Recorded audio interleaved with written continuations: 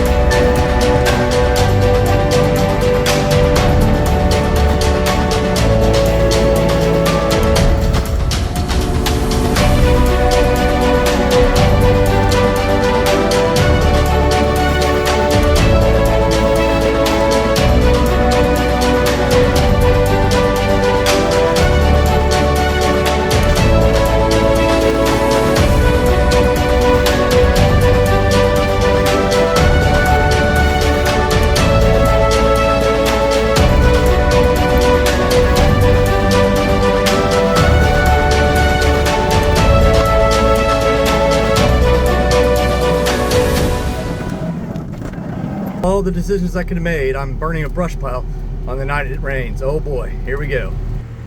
What happens when you start a brush fire and it starts raining? You're out here in the rain, cutting up some more stuff, that way it gets on the brush pile and that way it doesn't burn out. So we're out here late at night. It's raining on us here in Missouri, but you know, we got to chop off some of these tips, that way we can throw them back on the brush pile and keep it going. That way we don't have to sit there and worry about restarting this fire later on after the rain passes by. So here we are out here chainsawing some stuff and using the skid steer to try to pile it up. It's a muddy mess, but until next time, God bless you all.